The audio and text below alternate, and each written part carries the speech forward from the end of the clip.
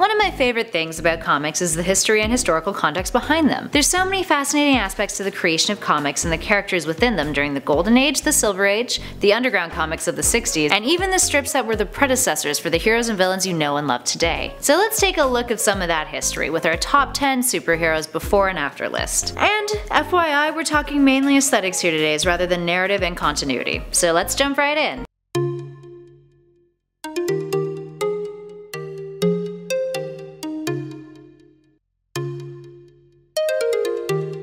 And at number 10 is Aquaman. Guys, I really love Aquaman. I know he gets ripped on lots, and I know the DC Cinematic Universe is like trying real hard to make him look super cool. He's actually a pretty neat, nuanced character, which is something Jeff Johns and Ivan Reis almost achieved with the New 52, or at least for the first issues, in my opinion. Well, that's a subject for a whole other video, but let's take a look at how Aquaman was first drawn. Arthur Curry first arrived on the scene in More Fun Comics number 73 in 1941, looking like this. Now here's what he looks like in Rebirth. As you can see, not too much has changed. I mean, come on guys, no wonder he gets so much heat. Dude needs a makeover. Oh, yeah, right, they are. Do you guys think the comics should adopt a similar look to the DC Cinematic Universe? Let me know in those comments. But up next at number 9 is Superman. Alright, we've got the Man of Steel. Here's another iconic suit that still rings true to its original look. The red and blue tights, the S on the chest, the red boots, it's classic. But Superman's suit has gone through many subtle and not so subtle adjustments since his first appearance in Action Comics 1 in 1983. But let's take a look at the very first version of Superman,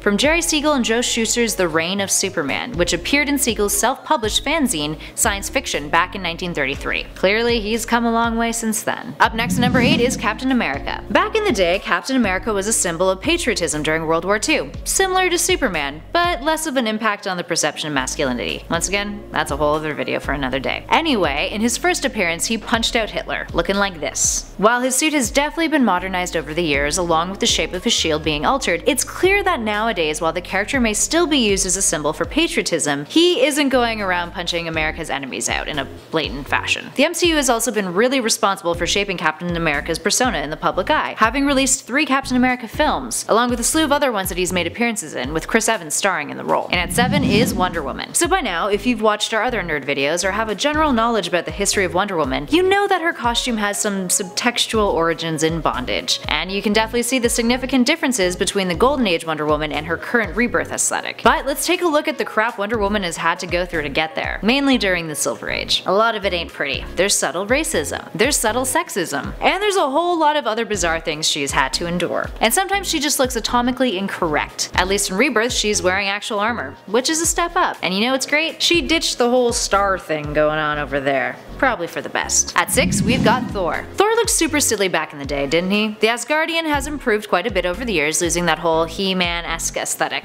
His first appearance in Journey into Mystery number 83 in 1962 introduced a character in ornate tights with lean muscles swinging around a fairly small hammer. Nowadays, he's been bulked up, but some things remain the same, mainly his helmet. There's even a female version of Thor if you're familiar with the 2015 ongoing series Mighty Thor. This is another case of how the MCU has sexified a fan favorite, but hey, can you complain? And at 5, we've got the Flash. Here we have a case of different Flash, different suit. So the Flash was first introduced in 1940 in Flash Comics number 1. Jay Garrick was at the helm and kind of had the whole Hermes thing going on with the winged helmet and whatnot, but he also sported jeans and a tight red shirt with a thunderbolt on it. Things were simpler back then, you guys. Then, when Barry Allen arrived on the scene in 1956, he was wearing a very different costume, but still played on some of the details of Garrick's, except a little less casual. At the time of his creation, Barry Allen was completely unrelated to Garrick, and didn't live in the same world. Although, in his first appearance, Allen can be seen reading a copy of Flash Comics, and states that Garrick was just a character that some writer dreamed up. Eventually, it was established that Garrick was part of Earth 2. Up next at number 4, we've got Batman. So Batman has had many different physical variations over the years. From his bat-like costume in his first appearance in Detective Comics number 27 in 1939, to the 1960s Adam West reincarnation, Batman has gone through a ton of changes over the last several decades. Batman was forced into his campier stages after the Comics Code Authority ripped on him and Robin for appearing homosexual, and while the Comics Code censorship probably did more damage than good, thanks Frederick Wortham, but at least it gave us this.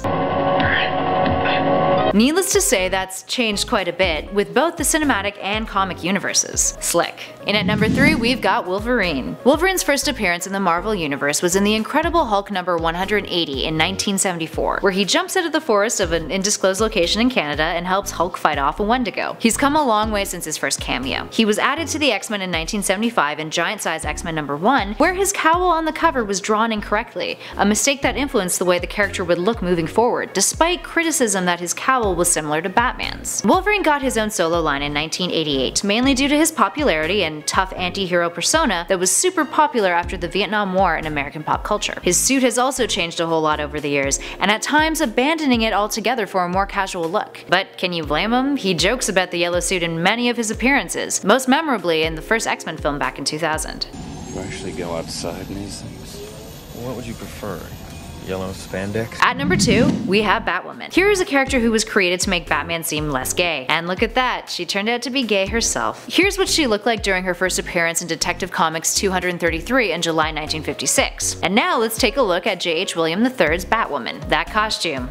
That artwork. Just damn. Her character has come a long way from her initial origin story as a new member of the Bat family in an attempt to normalize the Dark Knight. She had a utility purse, with weapons that were stereotypically feminine products like compacts, charm bracelets, and lipstick. What about now? She is an ex-military woman who takes on some of the most twisted mythological DC villains. Definitely think that's a step up. So from tin can to awesome power suit, and at our number 1 spot is Iron Man. Another Stan Lee creation, Iron Man first appeared on newsstands in 1963 in Tales of Suspense number 39. Looking a tad more like a submarine than the red and yellow hero that we're used to, the comic featured Tony Stark working with the US government to take down a communist leader in Vietnam. Stan Lee wanted to create a character that was the quintessential capitalist, and see if he could turn a character who represented a very disliked military at the time and make him popular. Well, Stan, you succeeded, that's for sure. The submarine outfit was eventually canned for a sleeker red and gold, or yellow technically, suit of armor in the next issue of Tales of Suspense, redesigned by artist Steve Ditko, while the first design was created by Jack Kirby, with Marvel opting to use Ditko's design since it was easier to draw. Now take a look at him in the Invincible Iron Man. Well, Iron Man's helmet has changed in expression, I guess, over the years. It's definitely been redefined for the better. While we covered a lot of mainstream fan favorites, let us know if you'd like to see another part, and we can delve into some more heroes and maybe villains in our next one. In the meantime though, if you liked this video, make sure you hit those like and subscribe buttons, and feel free to say hello in those comments. But for now, I'm Kelly Pally with Top 10 Nerd, and I will catch you guys in the next one.